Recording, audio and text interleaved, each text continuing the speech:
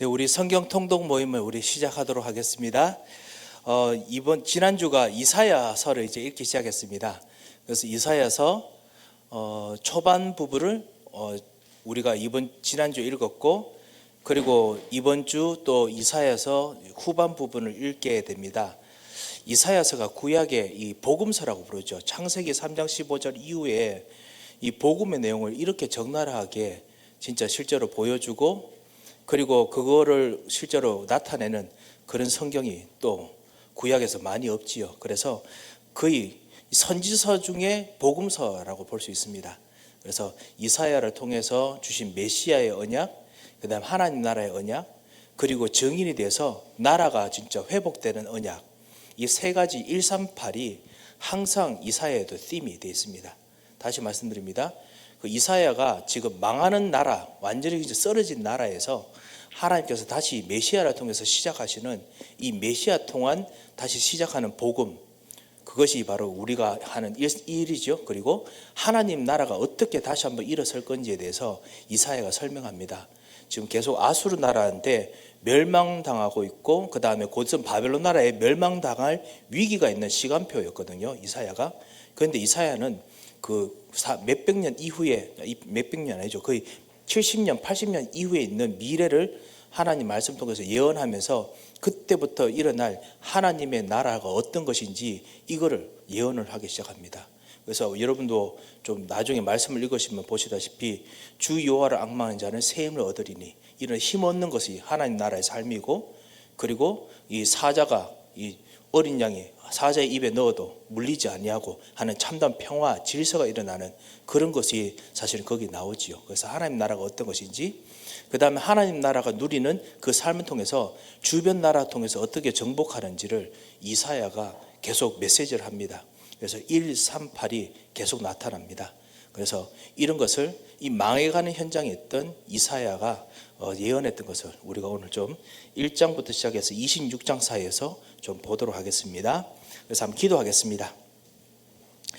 하나님 아버지, 감사를 드립니다. 오늘 하나님의 말씀을 통해서 우리가 읽어가고 인도받는 속에서 다시 한번 그리스도와 하나님 나라와 그리고 성령께서 역사하심을 다시 한번 배우게 하심을 감사합니다.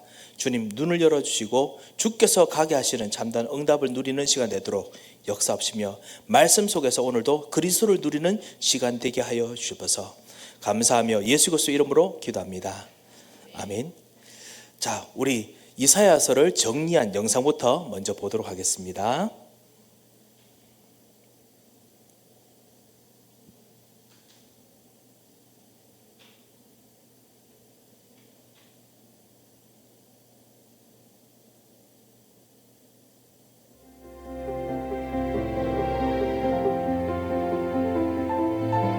이번 영상은 리딩 지저스 4권 첫 번째 수업으로 죄송합니다. 이게 섞여 있었군요. 자, 다시 한번 틀겠습니다.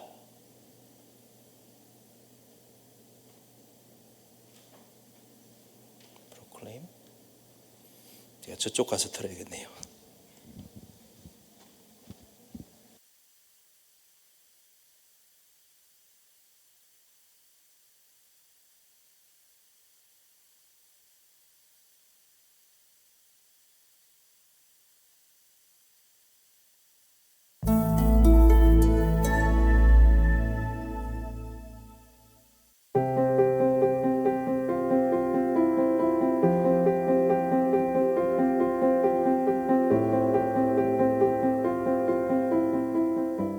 이번 영상은 리딩 지저스 4권 첫 번째 수업으로 앞으로 공부할 여러 선지서에 등장하는 선지자들을 어떻게 이해할 것인지 알아보고, 첫 선지서인 이사야서에 나타난 하나님의 심판과 위로의 메시지를 살펴보겠습니다. 구약 성경에는 많은 선지자들이 등장합니다. 이사야, 예레미야, 에스겔부터 학개, 스가랴, 말라기까지 선지서를 기록한 자들만 해도 16명이고, 우리에게 잘 알려진 나단, 엘리야, 엘리사부터 이름이 익숙하지 않은 아히야, 예후, 미가야 등 선지서를 기록하진 않았지만 이스라엘 역사 가운데 활동했던 선지자들도 많이 있습니다. 이 선지자들은 어떤 사람들이었으며 무슨 메시지를 전했을까요? 선지자들에 대한 정확한 이해가 없다면 이들을 통해 선포된 하나님의 말씀을 오해하고 잘못 적용하게 될 것입니다. 그러므로 첫 선지서인 이사야서를 살펴보기에 앞서 선지자라는 직분이 갖는 의미를 먼저 알아보도록 하겠습니다.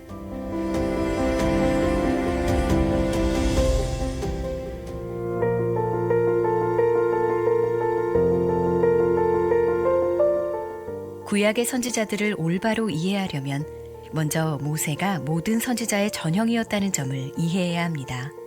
후대에 등장하는 모든 선지자들은 모세에 비추어 이해되어야 하기 때문입니다.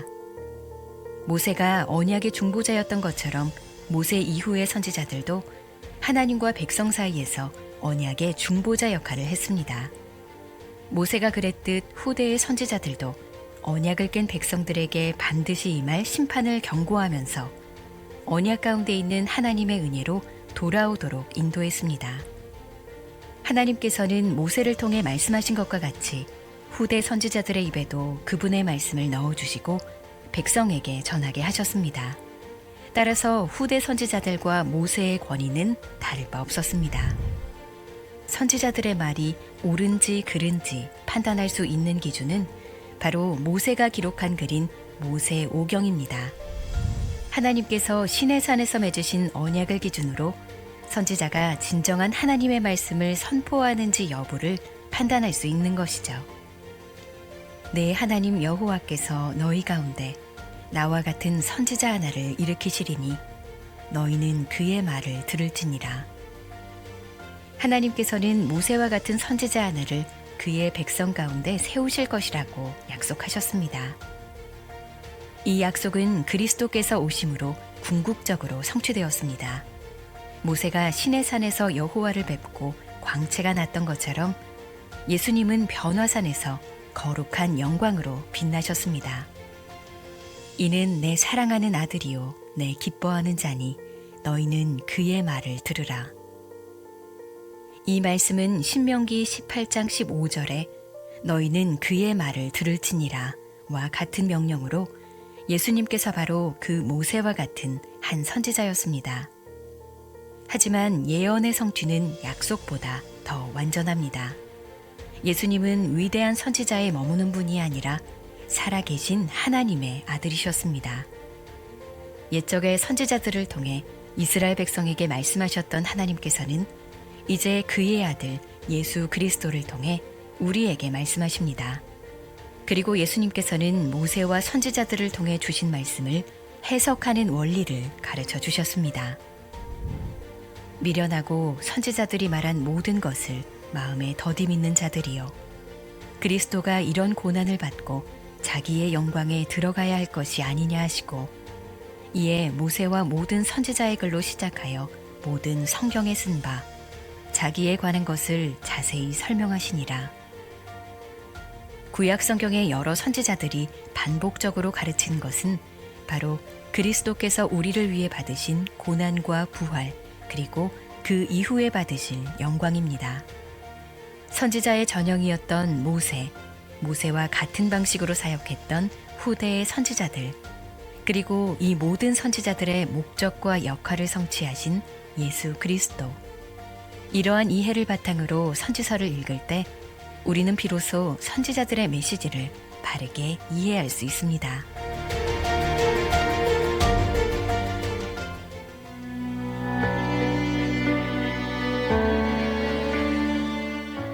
이제 첫 선지서인 이사야서를 함께 살펴보겠습니다. 이사야 선지자가 하나님의 부르심을 받아 사역을 시작한 시기는 아직 북이스라엘이 멸망하지 않은 때였습니다. 북이스라엘은 이로부터 약 18여년 후 아수르에 의해 멸망하게 되는데, 이 시기에 이사야는 남유다를 향해 하나님의 말씀을 전합니다. 우시야는 정치적으로 성공하여 유다에 평화와 안정을 가져왔습니다. 그러나 외부 세력의 위협과 내부적인 타락으로 인해 우시야의 말년에 유다는 무너지고 있었습니다. 유다의 이런 상황은 우시야의 아들 요담 왕과 손자 아하스 왕의 통치 기간까지 이어지며 갈수록 악화되었습니다. 결국 아하스 왕이 아수르에 의지하여 유다는 종속국이 되고 맙니다. 그 뒤를 이어 왕위에 오른 히스기야는 종교적 사회적 개혁을 실시합니다. 아수르로부터 벗어날 상황이 조성되는 듯 보인 것도 잠시, 아수르의 새로운 왕 사네립은 유다를 더 체계적으로 점령해 갔습니다. 히스기야의 아들 므낫세가 왕위에 오르며 유다는 완전히 아수르에 종속되고 아수르의 신들까지 받아들입니다. 예루살렘 성전은 더럽혀지고 유다는 회복할 수 없을 만큼 무너져 내리며 최악의 상태가 됩니다. 이사야는 바로 이런 시대에 사역해야 했습니다. 이런 상황에서 이사야가 전한 하나님의 메시지는 무엇일까요? 먼저 이사야서 전반부 1장부터 39장까지는 유다를 향한 심판의 메시지가 선포됩니다. 그리고 후반부인 40장부터 66장까지는 위로와 회복의 메시지가 주어지지요. 지금부터 총 66장의 본문 중 이사야의 부르심을 보여주는 6장, 위로의 메시지를 전하는 40장, 고난받는 종의 모습을 보여주는 53장, 이 세 본문을 살펴보며 이사야서가 지닌 중심 주제를 간략하게 알아보겠습니다.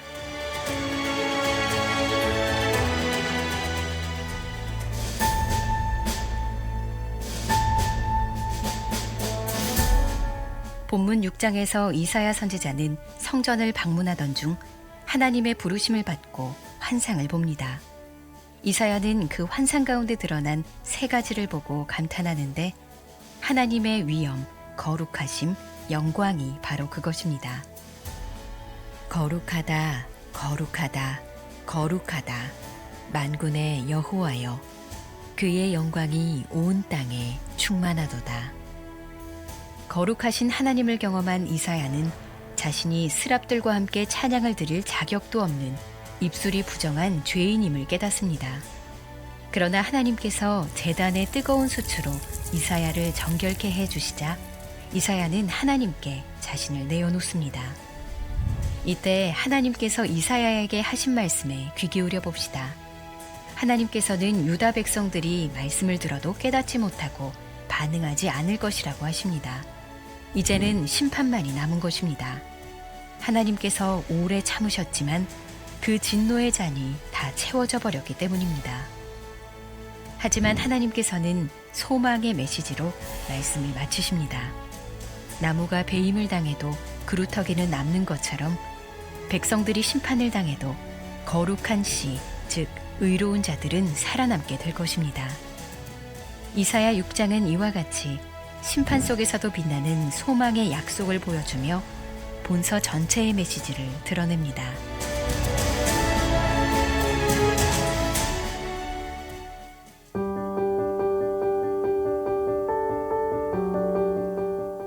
이사야 39장까지 선포된 심판의 메시지를 바탕으로 40장 이후에는 위로의 메시지가 시작됩니다. 우리가 살펴볼 본문 40장은 너희는 위로하라, 내 백성을 위로하라는 말씀으로 시작합니다. 죄악으로 심판에 처한 백성들이지만 하나님께서는 여전히 내 백성이라 부르시고 돌보시며 깨어진 관계가 회복될 것이라고 말씀하십니다. 백성들은 죄에 상응하는 대가를 치르고 죄 사함을 받을 것입니다.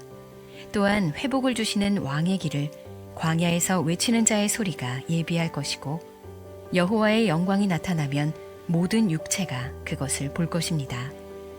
바벨론의 힘이 아무리 강력해 보여도 결국은 시드는 풀과 같고 오직 하나님의 말씀만이 영원하기 때문에 선지자를 통해 전하신 구원과 회복의 말씀은 반드시 성취될 것입니다. 하나님께서는 버림받은 듯한 상황 속에 있는 백성들에게 그렇지 않다고 말씀하시며 위로와 희망을 전해주십니다. 또한 하나님으로부터 쫓겨났다고 느끼는 자들이나 삶이 기대한 대로 되지 않아 낙담한 자들에게 주 하나님께서 강한 자로 오실 것이라고 선포하십니다. 하나님께서 오신다는 말씀은 하나님께 반역하는 자들에게는 위로가 아닙니다. 하지만 자기 죄를 깨닫고 아픔을 느끼는 자들과 구원받기 원하는 자들에게는 기쁜 소식이 됩니다. 권능으로 오실 주님께서는 용서하고 구원할 능력이 있으시며 어려운 때를 신실하게 견딘 자들에게 상을 주시고 선한 목자로서 그의 양떼를 돌보시는 분이기 때문입니다.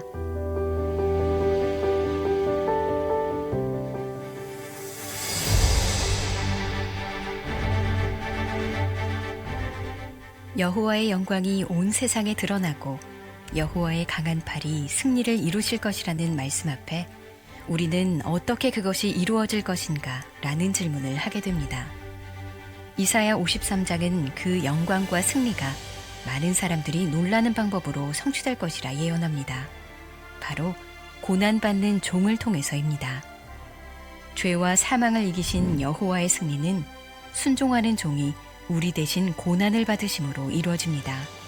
이 종은 최종적으로는 높이 들려 존귀하게 되지만 너무도 끔찍한 고난을 받아 심각하게 상처 입습니다. 이 종은 왜 이토록 고난받아야 하는 걸까요? 성경은 그 이유가 바로 우리 때문이라는 것을 밝힙니다. 그가 찔림은 우리의 허물 때문이요 그가 상함은 우리의 죄악 때문이라. 그가 징계를 받음으로 우리는 평화를 누리고 그가 채찍에 맞음으로 우리는 나음을 받았도다. 하나님께서는 그 백성의 모든 죄악을 그 종이 담당하게 하셨습니다. 그럼으로써 그의 손으로 여호와께서 기뻐하시는 뜻을 성취하셨습니다. 어떻게 하나님께서는 이러한 고난을 기뻐하실 수 있었을까요? 또 그 종은 어떻게 이 고난에 만족할 수 있었을까요? 이 질문의 유일한 답은 바로 부활입니다. 종은 우리의 죄악 때문에 고통당하며 죽었지만 그것이 마지막이 아니었습니다. 그는 부활하여 그의 의로움을 입증했고 그 의로움으로 많은 이들을 의롭게 만들었습니다. 우리는 이사야의 말씀이 어디로 향하는지 잘 알고 있습니다. 바로 그리스도의 고난과 영광입니다.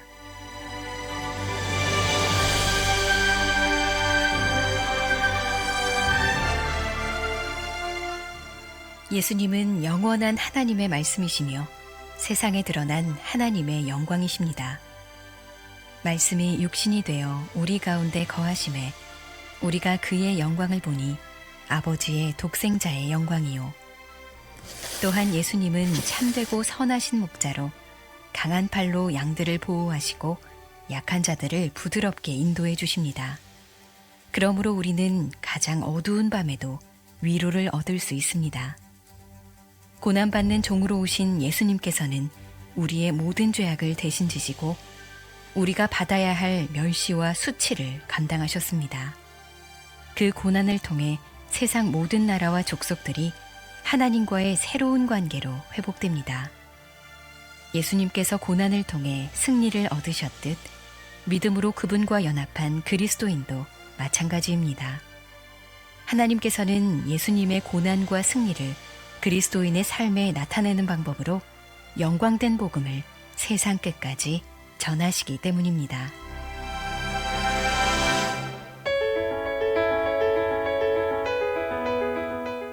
다음 영상은 리딩 지저스 4권의 네, 우리 이렇게 같이 우리가 보는 참고 영상들을 보았습니다. 이사야서가 꽤 깁니다. 그래서 지난주 이사야서 전반부를 읽고 그 다음에 이번 주간에도 계속 읽게 되지요. 이 이사야서 오늘 우리 핵심 장들을 좀 보게 됩니다만 우리가 영상에서 봤던 건 6장이죠. 이사야의 부름받았던 이유. 우리가 보는 핵심 장은 그리스도, 그 다음에 그리스도의 하나님 나라, 그리스도께서 어떻게 실제로 승리하시고 이루시는 그 증거, 하나님 나라의 역사, 이런 것으로 138로 좀 구성되어 있는 것을 여러분께서 읽으시면서 보게 되실 겁니다.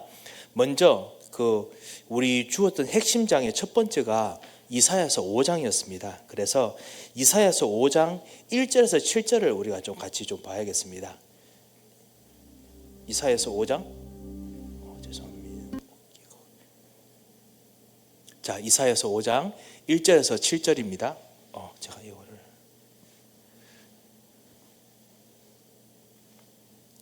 우리 같이 한번 읽겠습니다. 나는 내가 사랑하는 자를 위하여 노래하되 내가 사랑하는 자의 포도원을 노래하리라. 내가 사랑하는 자에게 포도원이 있으며 심히 기름진 사내로다. 땅을 파서 돌을 제하고 극상품 포도나무를 심었도다. 그 중에 망대를 세웠고 또 그 안에 술틀을 팠도다. 좋은 포도 맺기를 바랐더니 들포도를 맺었도다. 예루살렘 주민과 유다 사람들아 구하노니 이제 나와 내 포도원 사이에서 사리를 판단하라. 내가 내 포도원을 위하여 행한 것 외에 무엇을 더할 것이 있으랴. 내가 좋은 포도 맺기를 기다렸거늘 들포도를 맺음은 어찌 된 일인고. 이제 내가 내 포도원에 어떻게 행할지를 너에게 이르리라. 내가 그 울타리를 걷어 먹힘을 당하게 하며 그 담을 헐어 집하게 할 것이요 내가 그것을 황폐하게 하리니 다시는 가지를 자름이나 북을 돋우지 못하여 찔려와 가시가 날 것이며 또 내가 구름에게 명하여 그 위에 비를 내리지 못하게 하리라 하셨으니 무릇 만군의 여호와의 포도원은 이스라엘 족속이요 그가 기뻐하시는 나무는 유다 사람이라. 그들에게 정의를 바라셨더니 도리어 포악이요 그들에게 공의를 바라셨더니 도리어 부르짖음이었도다. 아멘. 예, 언약을 어긴 이스라엘에 대한 심판의 경고의 말씀을 하십니다. 아까 우리가 보았듯이 이스라엘이 지금 점점 아수르의 영향력을 받고 있습니다. 이스라엘이 이 유다가 남유다죠. 남유다가 이 아수르 앞에서 우상숭배에 저항하면서 하나님의 언약 길을 가느냐 아니면 실제로 정말 타협하면서 결국은 망하는 길로 가느냐, 이 앞에서 이사야가 계속 경고를 합니다. 하나님과 주신 언약을 기억하라. 그런데 이스라엘 백성들이, 이 유다 백성들이 예루살렘 성전에서 점점 아수르의 신들을 하나둘씩 데려옵니다. 아까 봤던 잠깐 그림에서 보셨죠. 열왕기하 21장에 결국은 그들이 하는 제사가 뭐냐, 자녀들을 데리고 불에 막 지나가게 하거든요. 그리고 그렇게 해서 그 정결케 된 그런 어떤 자녀들로 하는 그런 제사까지 구체적으로 예루살렘 성전에서 하게 합니다. 그래서 언약이 깨지는 것을 지금 이사야가 경고를 합니다. 그래서 이곳에 있는 이 경고는 포도원 비유지만은 이스라엘 백성들과 맺었던 언약이 지금 그 열매를 맺었는데 들포도가 맺어진 것처럼 완전히 그냥 맛도 없는, 그래서 완전히 실패한 작품이 된 것에 대해서 말씀하시면서 이제는 포도원을 헐겠다 말씀하시죠. 자, 이것이 첫 번째 비유로서 이스라엘 백성에게 말씀하신 거지만 우리는 그것만 지금 보이는 것이 아니죠. 이 비유 뒤에 깊이 깔려있는 또 하나의 큰 그림이 있죠. 바로 원죄, 이 창세기 3장에 있는 것과 똑같은 그림이라는 것을 알 수 있습니다. 아담과 하와에게, 우리들에게 하나님께서 언약을 주시면서 영생을 주시겠다 약속을 하셨는데 우리는 뱀과 사단에 따라서, 그래서 하나님을 떠나서 죄 가운데, 그리고 영원히 사단의 종노릇 하면서 우리가 맺는 것이 뭐냐, 엉겅퀴와 가시 내는 그 열매를 맺는 삶으로 바뀌어 버렸습니다. 그래서 하나님께서 에덴 동산에서 있어야 될 그 사람들도 다시 한번 그곳을 폐쇄하셨죠. 똑같은 이 그림들이 중첩이 됩니다. 그 포도원에 대한 이 그림을 예수님께서도 사실은 계속 말씀하셨습니다. 마태복음 21장, 마태복음 20장 보면은 그 하나님의 아들이 오신 것에 대한 비유를 포도원 주인으로 계속 비유했습니다. 여러분 기억나시죠? 마태복음 20장, 21장에 보면 하나님을 포도원 농장의 주인으로, 그래서 포도원 열매가 다 맺었는데 막상 하나님의 아들이 주인이 가니까 아들을 죽였다. 그것이 바로 이스라엘 백성들이다 라고 이야기를 하죠. 이런 모든 하나님을 떠난 문제, 죄와 배반, 그리고 다른 주인 섬기는 것, 마귀, 사단, 세상을 섬기는 것, 이 세 가지 부분에 대해서, 우리 근원적인 세 가지 부분이죠. 이것을 계속 이야기를 합니다. 자, 이것이 마태복음 5장에 있는 이야기입니다. 그리고 난 후에 6장에 그런 현장에 누가 부름받았느냐? 이사야가 부름받았다라는 것이죠. 이사야가 망해가고 어려움 받는 것 같이 보이지만은 그때가 진짜 복음을 전해야 될 때니까. 우리들이 왜 내가 있는 현장과 내 삶 속에서는 좀 잘 되면 좋겠는데 왜 내가 가는 곳마다 잘 안 되는 것들이 보입니까? 이렇게 느껴질 때가 있죠. 왜냐하면 주님이 여러분을 쓰셔서 이사야처럼 쓰셔야 되기 때문에, 전도자이기 때문에, 그래서 그렇습니다. 그래서 주님께서는 특별히 하나님께 택한 사람은 문제가 있는 곳, 어려움이 있는 곳으로 보내십니다. 올바른 복음 전하고 그리고 그곳을 살리는 그루터기 만들으라고 보냈다라는 것도 우리가 간접적으로 볼 수 있지요. 우리 이사야 5장 말씀 혹시 읽었던 부분에서 혹시 궁금한 점 혹시 있으십니까? 예, 그러면 우리 그 다음에 우리가 핵심 장으로 같이 그 리딩 지에서 주었던 것이 이사야서 9장입니다. 이사야서 9장. 이런 속에서 하나님께서 새롭게 시작하시는 것, 무너지고 망했던 곳에서 새로운 왕을 일으키시는 말씀이죠. 오늘 그 슈마커 목사님께서 계속 여기 있는 이야기를 계속 하셨죠. 그래서 한번 여러분과 한번 같이 한번 이 새로운 왕에 대한 말씀을 읽도록 하겠습니다. 9장 1절부터 7절 말씀입니다. 같이 읽겠습니다. 전에 고통받는 자들에게는 흑암이 없으리로다. 옛적에는 여호와께서 스불룬 땅과 납달리 땅이 멸시를 당하게 하셨더니 후에는 해변길과 요단 저쪽 이방의 갈릴리를 영화롭게 하였느니라. 흑암에 행하던 백성이 큰 빛을 보고 사망의 그늘진 땅에 거주하던 자에게 빛이 비추도다. 주께서 이 나라를 창성하게 하시며 그 즐거움을 더하게 하셨으므로 추수하는 즐거움과 탈취물을 놔둘 때의 즐거움 같이 그들이 주 앞에서 즐거워하오니 이는 그들이 무겁게 맨 멍에와 그들의 어깨의 채찍과 그 압제자의 막대기를 주께서 꺾으시되 미디안의 날과 같이 하셨음이니이다. 이르지를 싸우는 군인들의 신과 피 묻은 겉옷이 불에 섭같이 살라지리니 이는 한 아기가 우리에게 낳고 한 아들을 우리에게 주신 바 되었는데 그의 어깨에는 정사를 메었고 그의 이름은 기묘자라 모사라 전능하신 하나님이라 영존하시는 아버지라 평강의 왕이라 할 것임이라.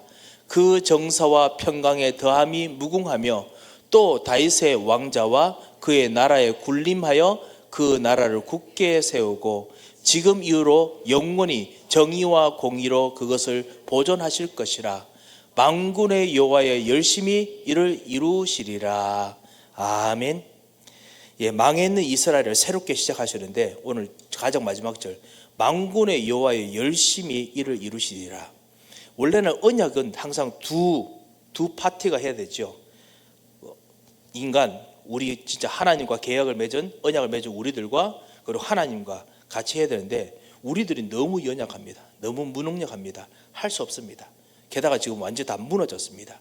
그래서 만군의 여호와께서 당신의 열심으로 이 모든 언약 조항을 다 다시 한번 회복시키신다.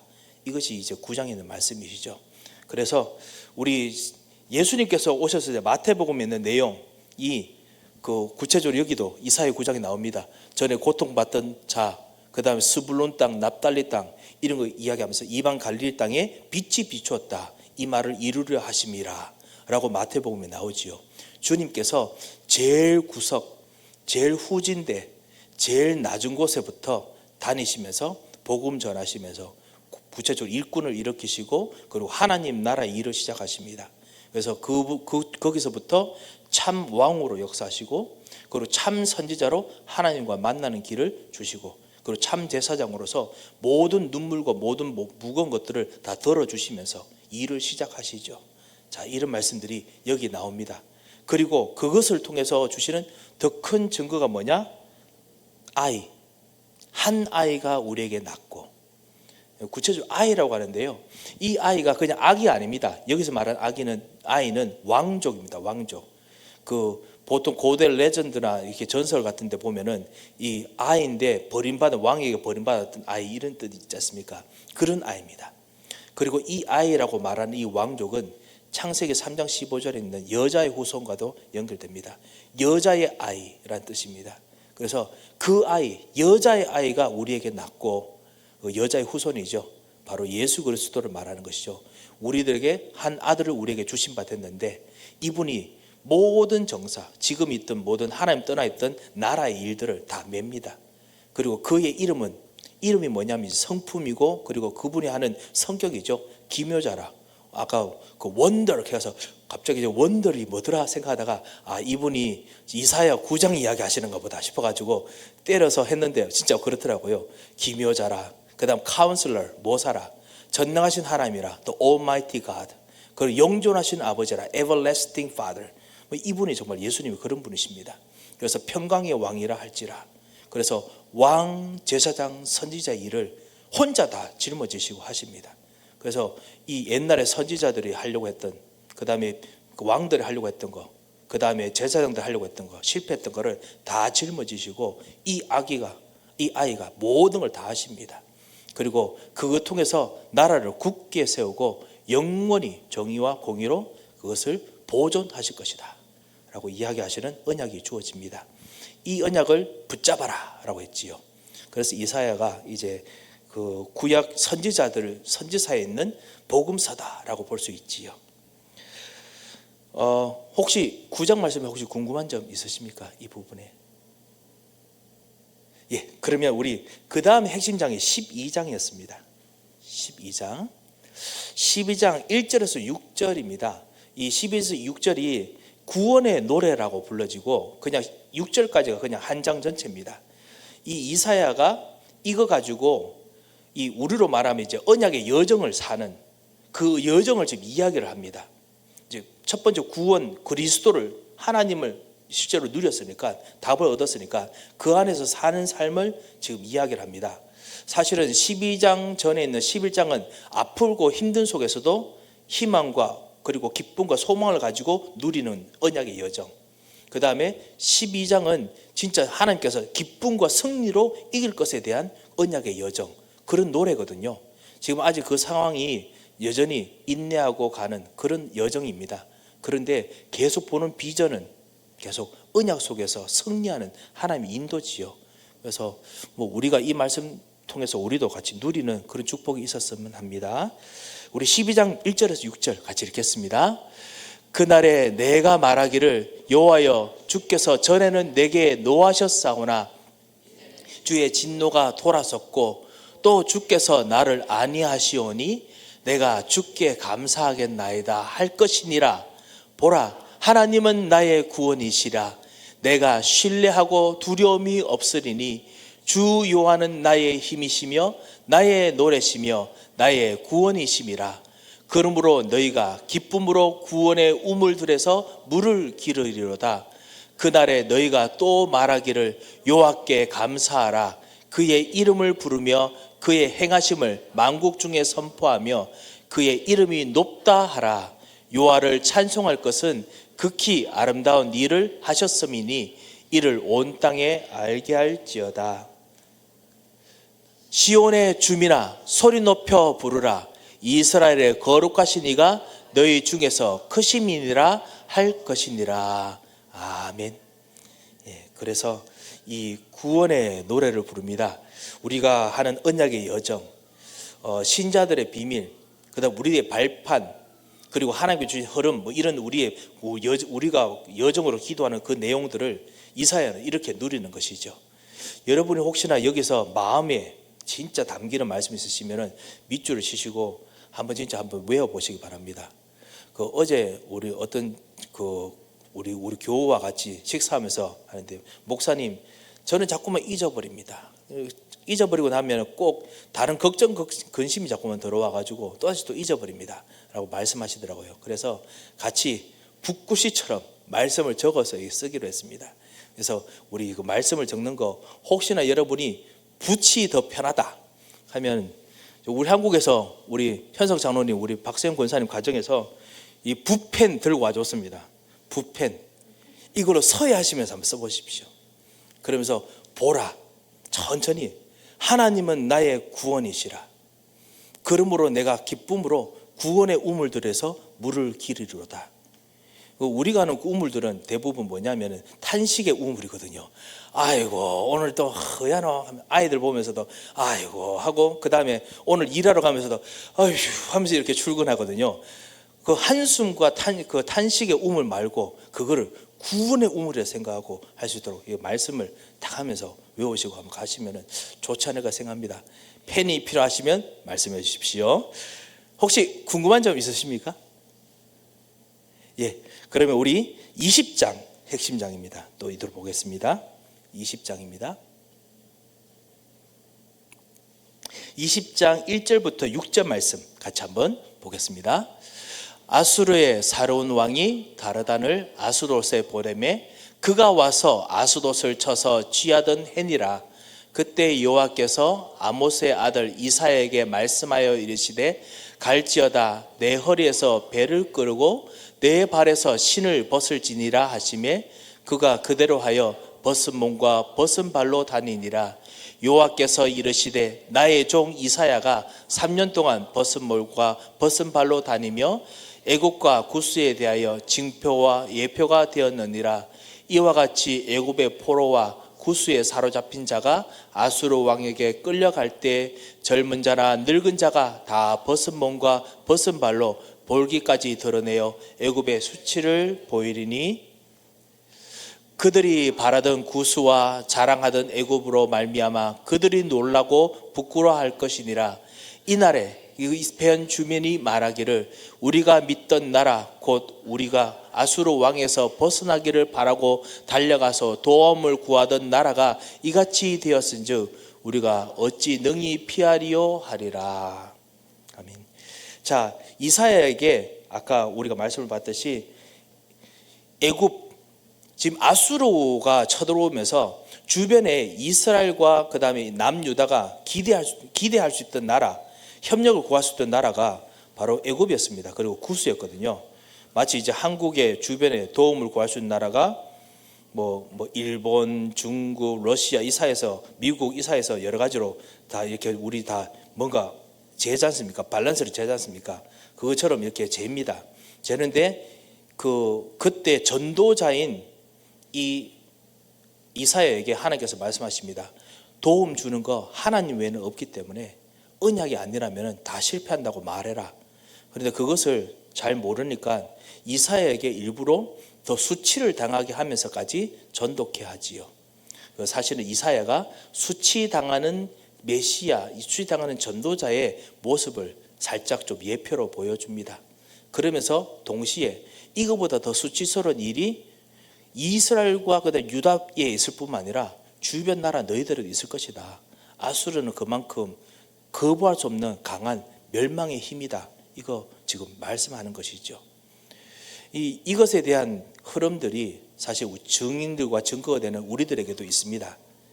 우리들 현장에서 복음 전할 때 12가지 상태, 나 중심, 나에게 중심, 그 다음에 이 세상의 흐름, 그 다음에 6가지 상태, 이 모든 것이 아수르 나라처럼 거부할 수 없는, 절대로 막을 수 없는 흐름입니다.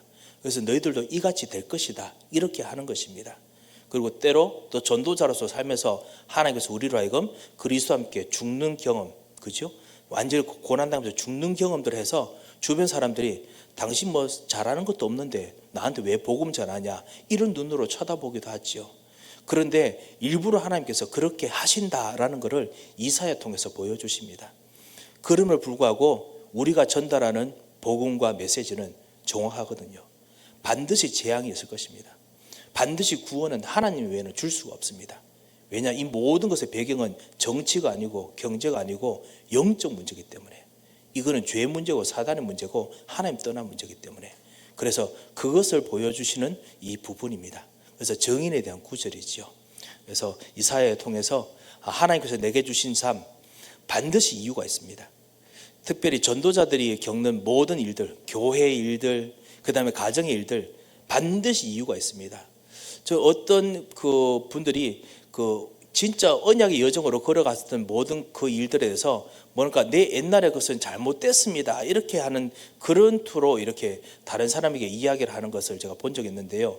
물론 우리들이 잘못 알거나 조금 좀 틀리게 아는 것이 있습니다만 그 말을 하다가 깜빡할 때가 있습니다. 뭐냐면 신실하시기에 우리를 인도하셨던 진실하신 하나님을 우리가 거부할 수 있습니다.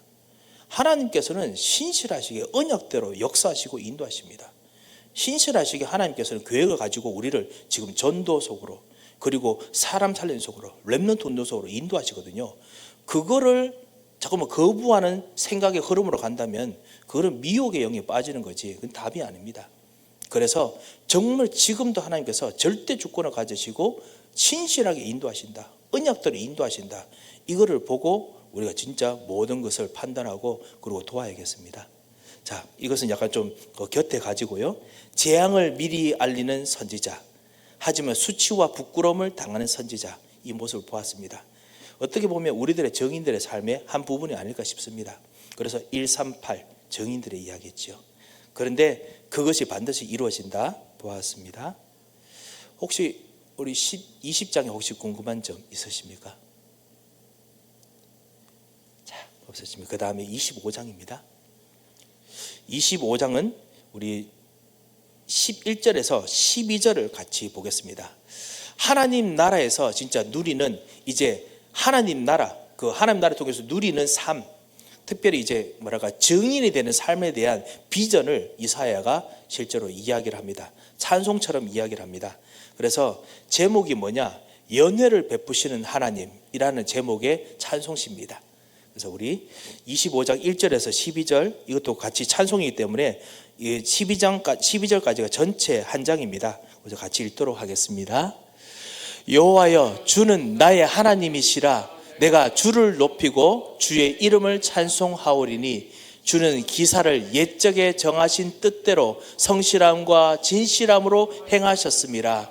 주께서 성읍을 돌무더기로 만드시며 견고한 성읍을 황폐하게 하시며 외인의 궁성을 성읍이 되지 못하게 하사 영원히 건설되지 못하게 하셨으므로 강한 민족이 주를 영화롭게 하며 포악한 나라들이 성읍이 주를 경외하리이다. 주는 포악자의 기세가 성벽을 치는 폭풍과 같을 때에 빈궁한 자의 요새이시며 환난당한 가난한 자의 요새이시며 폭풍종의 피난처시며 폭양을 피하는 그늘이 되셨사오니 마른 땅에 폭양을 제함같이 주께서 이방인의 소란을 그치게 하시며 폭양을 구름으로 가림같이 포악한 자의 노래를 낮추시리이다. 만군의 여호와께서 이 산에서 만민을 위하여 기름진 것과 오래 저장하였던 포도주로 연회를 베푸시리니 곧 골수가 가득한 기름진 것과 오래 저장하였던 맑은 포도주로 하실 것이며 또 이 산에서 모든 민족의 얼굴을 가린 가리개와 열방 위에 덮긴 덮개를 제하시며 사망을 영원히 멸하실 것이라. 주 여호와께서 모든 얼굴에서 눈물을 씻기시며 자기 백성의 수치를 온 천하에서 제하시리라. 여호와께서 이같이 말씀하셨느니라. 12절 좀 더 읽겠습니다. 이날에 말하기를 이는 우리의 하나님이시라. 우리가 그를 기다렸으니 그가 우리를 구원하시리로다. 이는 여호와시라. 우리가 그를 기다렸으니 우리는 그의 구원을 기뻐하며 즐거워하리라 할 것이며 여호와의 손이 이 산에서 나타나시리니 모압이 거름물 속에서 초계가 밟힘같이 자기 처소에서 밟힐 것인즉 그가 헤엄치는 자가 헤엄치려고 손을 펴같이 그 속에서 그의 손을 펼 것이나 여호와께서 그의 교만으로 인하여 그 손이 능숙함에도 불구하고 그를 누르실 것이라. 내 성벽에 높은 요새를 헐어 땅에 내리시되 진토에 미치게 하시리라. 아멘. 이 궁극적인 승리에 대한 노래지요. 그래서 138의 8이라고 우리가 이렇게 분류를 할 수 있습니다. 승리하게 하십니다. 전투자를 통해서 반드시 승리하게 하시죠. 여러분이 정말 이 마음에 다가오는 하나님의 말씀의 약속이 있다면 그 약속으로 다시 한번 또 말씀을 묵상하시면서 힘을 얻으시기 바랍니다. 혹시 궁금한 점 혹시 있으십니까? 그러면 마지막 우리 26장 말씀 읽겠습니다. 26장입니다. 26장 또 똑같이 1절에서 12절 말씀을 같이 보겠습니다. 그날에 유다 땅에서 이 노래를 부르리라. 견고한 성읍이 있으며 여호와께서 구원을 성벽과 외벽으로 삼으시리로다. 너희는 문들을 열고 시내를 지키는 의로운 나라가 들어오게 할지어다. 주께서 심지가 견고한 자를 평강하고 평강하도록 지키시리니 이는 그가 주를 신뢰함이니이다. 너희는 여호와를 영원히 신뢰하라. 주 여호와는 영원한 반석이시미로다. 높은 데에 거주하는 자를 낮추시며 솟은 성을 헐어 땅에 엎으시되 진토에 미치게 하셨도다. 발이 그것을 밟으리니 곧 빈궁한 자의 발과 곰핍한 자의 걸음 이루로다. 의인의 길은 정직하며 정직하신 주께서 의인의 첩경을 평탁케 하시도다. 여호와께서 주께서 심판하신 길에서 우리가 주를 기다려 싸우며 주의 이름을 위하여 또 주를 기억하려고 우리 영혼이 사모하나이다. 밤에 내 영혼이 주를 사모하여 싸운즉 내 중심이 주를 간절히 구하오리니 이는 주께서 땅에서 심판하신 때에 세계의 거민이 의를 배움이니이다. 악인은 은총을 입을지라도 의를 배우지 아니하며 정직한 자의 땅에서 불의를 행하고 여호와의 위엄을 돌아보지 아니하는 도다. 여호와여 주의 손이 높이 들릴지라도 그들이 돌아보지 아니하오나 백성을 위하시는 주의 열성을 보면 부끄러워할 것이라. 불이 주의 대적들을 사르리이다. 여호와여 주께서 우리를 위하여 평강을 베푸시리니 주께서 우리의 모든 일도 우리를 위하여 이루심이니이다. 아멘. 주께서 사망을 멸하실 것이다 라고, 자, 주께서 정말 평강을 베푸실 것이다 말씀하시죠. 구원을 한 번 썩는 것이 아니라 내벽과 외벽에서 앉는다라고 했지요. 한 번 구원하신 정도가 아니고 완벽한 구원으로 주께서 하신다. 여러 말씀들이 여러분 마음속에 정말 다가오리라 믿습니다. 특별히 3절 말씀 참 좋은 말씀이죠. 그 주께서 세 번째 줄 뒤쪽에 있죠. 주께서 심지가 견고한 자를 평강하고 평강하도록 지키시리니 이는 그가 주를 신뢰함이니이다. 이 하나님께서 주셨던 이 언약, 이 여자의 후손, 그리고 임마누엘, 그리고 이 렘넌트, 이 약속을 받는 자들에게는 심지가 견고한 자들이기 때문에 평강하고 평강하도록 지키십니다. 전도자라서 또 고난받는 종처럼 그렇게 함에도 불구하고 평강하도록 지키십니다. 그래서 주께서 약속하신 대로 신뢰한단 말이 이제 언약이 있기 때문이죠. 언약하신 대로 반드시 성취하시기 때문이죠. 그래서 이런 축복들이 있으시기 바랍니다. 혹시 다른 궁금한 점이 또 있으신가요? 네, 우리 같이 이사야서 우리 전반부를 봤습니다. 다음에는 더 본격적으로 이사야서에 대한 이 멸망에서 구원하신 뿐만 아니라 이제는 하나님 나라의 풍성함이 얼마나 큰지를 이 138 중에 38이 어떤 건지를 좀 더 후반부에 말씀하시는 성경을 우리가 읽게 됩니다. 그래서 30장부터 시작해서 한 60장까지 계속 이런 하나님 나라에 대한 비전들을 같이 읽게 될 텐데요. 여러분 같이 읽으시면서 또 이 그리스도께서 주시는 하나님 나라 누리는 그 여정과 이종표 누리는 축복이 있으시기 바랍니다. 기도하겠습니다. 하나님 아버지 감사를 드립니다. 정말 이사야 때에도 절대로 무너지지 않는 복음을 주신 것처럼 오늘 우리들에게도 예수 그리스도의 복음을 주시고 특별히 오늘 말씀을 주신 것처럼 우리들을 위해서 수종로가 되셔서 그래서 살리셨던 그 구원의 비밀로 우리도 현장에서 수종로처럼 복음을 위해서 누리고 복음을 위해서 섬기며 복음으로 현장을 살리는 축복의 약속을 주심을 믿고 감사드립니다. 주님, 이 약속을 붙잡은 하나님의 사람들에게 평강을 더하여 주셔서 주님을 신뢰하며 인도받는 동안 성령의 인도받게 하시고 모든 현장을 살리는 비밀들이 말씀을 묵상하고 말씀 속에 있을 때마다 주께서 능력과 그리고 은혜와 힘과 위로와 그리고 현장을 바꾸는 모든 비밀로 함께하여 주셔서 주님께서 이 말씀 통해서 모든 현장에 근원적인 뿌리가 바뀌도록 각인이 바뀌도록 주께서 역사하여 주셔서 감사하며 예수 그리스도의 이름으로 기도합니다. 아멘.